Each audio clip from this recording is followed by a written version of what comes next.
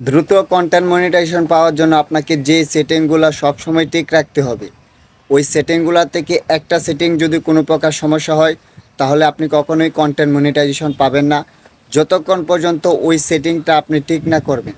ঠিক আছে?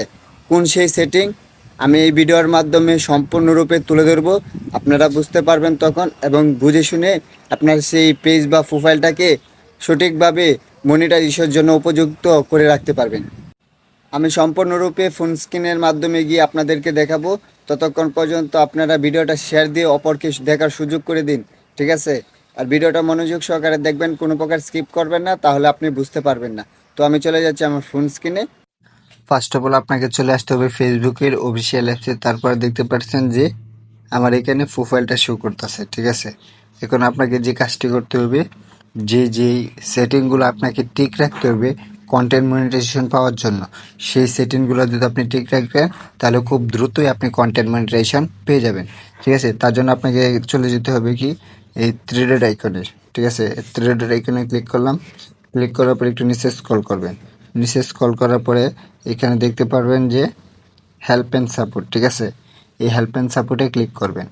ক্লিক করার পরে আপনার এখানে দেখতে পারবেন যে সাপোর্ট ইনবক্স। ঠিক আছে? ওই সাপোর্ট ইনবক্সে ক্লিক করবেন। ক্লিক করার পরে এখানে দেখতে পারবেন যে সাপোর্ট অ্যান্ড আদার্স, এখানে ক্লিক করতে হবে। রিপোর্টস অ্যান্ড আদার্সে ক্লিক করতে হবে। যদি কোনো প্রকার রিপোর্ট থাকে এখানে থাকবে। ঠিক আছে?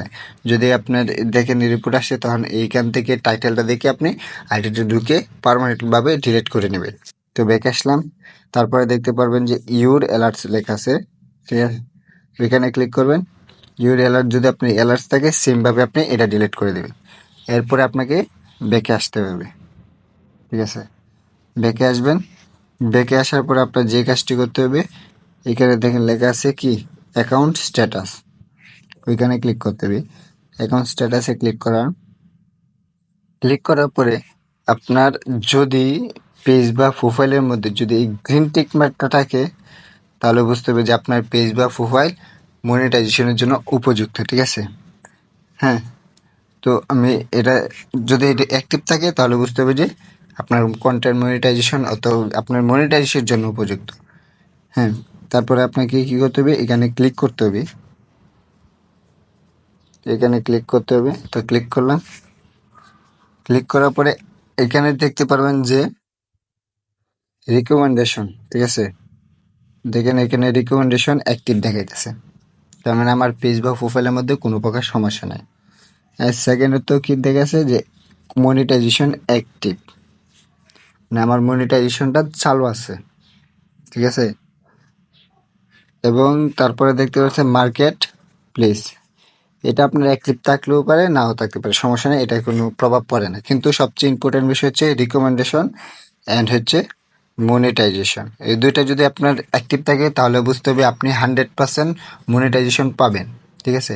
আপনার রিচ এঙ্গেজমেন্ট ভালো করতে হবে এবং আপনি নিয়মিত কাজ করে যাবেন, স্টোরি আপলোড করবেন, তারপরে স্ট্যাটাস আপলোড করবেন, লং ভিডিও, শর্ট ভিডিও এবং পিক, 5টি কাজ যদি আপনি নিয়মিত করে যান দেখবেন আপনি খুব দ্রুতই কন্টেন্ট মনিটাইজেশন পেয়ে যাবেন।